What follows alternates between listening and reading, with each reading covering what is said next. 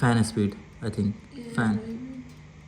This is But swing I fan. think it's not working, so you can't hear it. Okay, okay. And it's for 20 minutes, almost. It's a time.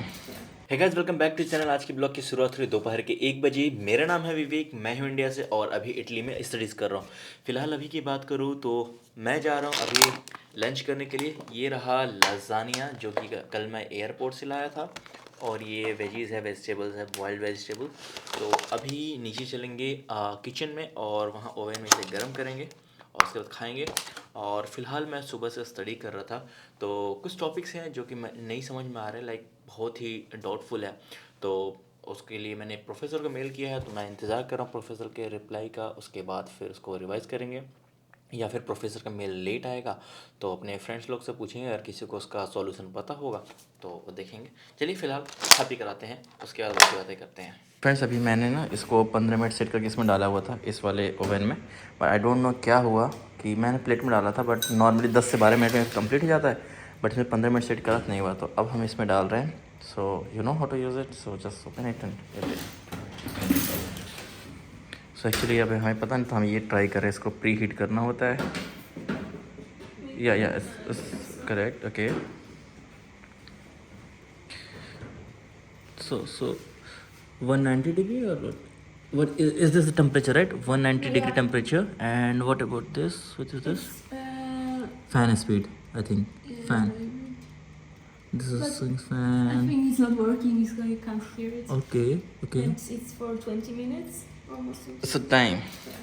I haven't used this one, so I know how to use it, but I don't think it's working properly. Or it might possible someone changed its mode, maybe. Why? Like, you have Because, to choose the mode here. No, I just start timer. I always use this as timer, so because I think Like so. also doing like that, then click microwave, Oh and my then god! changing the temperature, I thought and then start. okay. Now And I you can- now I know the problem. What's the problem is that I haven't choose that. Just start. So maybe. So you can choose like for when I had my meat, for example, Mhm. and it was still frozen, so I Mhm. put it to which one? Microwave Quick defrost, defrost. Okay. and it was like okay. Okay.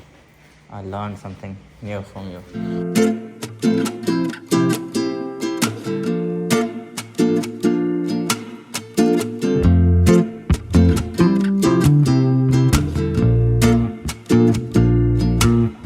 Friends, अभी शाम के बज रहे हैं 6 और अभी मैं study कर रहा था, बट ये आई डोंट नो क्यों ये सब्जेक्ट ऐसा लग रहा है जैसे ख़त्म ही नहीं हो रहा है, बैक टू बैक आए जा रहा है। और सबसे बड़ी चीज़ मुझे इसमें इस सब्जेक्ट में ये लग रही है कि हर सब्जेक्ट का एक होता है ना, मोटिव समझ में आता है कि हाँ, हम ये चीज़ें क्यों कर रहे हैं, क्यों स्टडीज़ कर रहे हैं।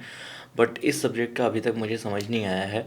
अब बेसिकली लोग कहते हैं, लाइक प्रोफेसर भी कहते हैं, बाकी लोग कहते हैं आर लैंग्वेज का यूज़ होता है डेटा सैनिटाइजेशन के लिए, डेटा को सिंक्रोनाइज़ करने के लिए होता है। बट मुझे समझ नहीं आया। जैसे अगर हम किसी से पूछें कि लाइक एक्सेल का यूज़ क्या है, एक्सेल को क्यों यूज़ करते हैं, कहाँ यूज़ करते हैं, कैसे यूज़ करते हैं, तो सबके पास होता है कि डेटा के लिए सेम आंसर आएगा। जो आर के लिए आंसर आता है लोगों को, वैसे ही एक्सेल के लिए भी आएगा। और एक्सेल का हमने कोई क्लासेस नहीं करी है, बट स्टिल एक्सेल्स बेसिक या थोड़ा बहुत सबको आता है एक्सेल। बट आर के बारे में अगर हम बात करें, आर के ही हम क्लासेस भी अटेंड करें, आर के एग्ज़ाम भी देने जा रहे हैं, बट काफ़ी फ़र्क है। क्योंकि आर में क्या है, कई कई चीज़ें उड़ती उड़ती चली जाती हैं, क्यों आ गई, कहाँ से आ गई पता नहीं, क्यों स्टैटिस्टिक्स में यूज़ हो रहा है, कोडिंग इसमें हो रही है, समझ नहीं आ रहा है। अगर मुझे सपोज़ अगर 1000 स्टूडेंट्स हैं या 1000 टूरिस्ट हैं या 1000 कोई एक डेटा है, उसमें से कोई एक चीज़ पिक कर रहे हैं, तो ऑब्वियस सी बात है, हम एच लुकअप वी लुकअप डालते हैं एक्सेल में, अब फटाफट डेटा निकल कर आ जाता है। और आर में क्या करना है, आर में सिर्फ उतना चीज़ें करने के लिए आपको फॉर्मूला रटना पड़ेगा, ठीक है। हालांकि वो एक्सेल में भी होता है, बट एक्सेल का अलग होता है, एक्सेल का फिर भी सिंपल होता है। और इसमें क्या है कि आपको आर सॉफ्टवेयर खोलो, उसके अंदर फिर वो डेटा जो होता है उस डेटा को अप्लाई करो। अब एक्सेल में बेसिकली क्या होता है, कोई भी डेटा है आपके एक्सेल सीट में है, दैट्स इट। आर में क्या आपका एक एक्सेल में या कहीं पर डेटा पड़ा हुआ है, उसको पहले इंपोर्ट करो आर में, फिर उसको फिर एग्जीक्यूट करो, देन उसके बाद कोड डालो, उसके बाद कोई आउटकम्स आएगा। अब वो आउटकम्स आएगा, उसके बाद फिर आप उसको यूज़ करो, उसके बाद फिर उसके रिज़ल्ट को फिर दोबारा से एग्जीक्यूट करो जहाँ पे भी एक्सेल में या जहाँ भी यूज़ करना है। तो ये थोड़ा सा मेरे को लेथार्जी लगता है, समझ नहीं आता क्यों हम यूज़ करते हैं अभी तक। और मज़े की बात ये, यहाँ आने से पहले मैंने आर लैंग्वेज जो ये है आर सॉफ्टवेयर है, इसके बारे में बिल्कुल नहीं सुना था और ना ही इसके यूज़ के बारे में जाना था। बट यहाँ पर ये बहुत ही मैंडेटरी सब्जेक्ट के तौर पर है और हम इसे स्टडी कर रहे हैं। और काफ़ी चैलेंज, सिर्फ अकेले मैं ही नहीं, मतलब सारे स्टूडेंट्स, इवन मुझे तो कंप्यूटर एप्लीकेंट्स मैंने पढ़ा हुआ है, कंप्यूटर की नॉलेज है, काफ़ी चीज़ें हैं। बहुत सारे लोग हैं जो सिर्फ और सिर्फ मैनेजमेंट बैकग्राउंड से आते हैं या फिर जिनको कंप्यूटर से बहुत ज़्यादा लेना देना है नहीं, तो फेस कर रहे हैं प्रॉब्लम। तो ये सभी के साथ प्रॉब्लम है, आई डोंट नो क्यों ये चीज़ें हैं, बट फ़िलहाल इसे कर रहे हैं। और ये 2 पार्ट में होगा। एक पार्ट हमारे 15 पॉइंट्स के 15 क्रेडिट्स के लिए दूसरे प्रोफेसर लेंगे एग्ज़ाम्स, और 15 क्रेडिट्स के लिए दूसरे लेंगे। तो 2 पार्ट में डिवाइड होगा। तो मैंने क्या सोच रखा है कि अगर ऑन एयर 30 क्रेडिट्स के होंगे, 30 पॉइंट्स के होंगे, अगर उसमें से अगर एक में भी अगर 13 पॉइंट समथिंग अगर आ जाता है और दूसरे में 10 पॉइंट समथिंग आ जाता है, तो 23 पॉइंट लाइक 24-25 आ जाएगा। तो इस सब्जेक्ट में अगर 24-25 आ जाता तो भी मैं खुश हो जाऊँगा। फ्रेंड्स, अभी सुबह के बज रहे हैं 4 और मेरी स्टडी कंप्लीट तो नहीं हुई है, बट हाँ ठीक ठाक हो गई है। और अभी मैं सोच रहा हूँ सो जाऊँ, क्योंकि आँखों में नींद बहुत तेज़ भर गई है। और 2 घंटे बाद फिर मुझे उठना भी होगा 6 बजे, क्योंकि मुझे कल यानी आज कसूरा जाना है, क्योंकि मेरे जो सोशल सिक्योरिटी नंबर है या फिर यहाँ के रेसिडेंस परमिट कह लीजिए, उसके लिए 40 यूरोस सबमिट मुझे करना, जमा करना, उसके लिए मेरे पास मेल आया हुआ है। तो उसके लिए मैं जाऊँगा पोस्ट ऑफिस में वो सबमिट होगा, फिर वहाँ से रसीद लूँगा, रसीद लेके फिर जहाँ होगा कसूरा।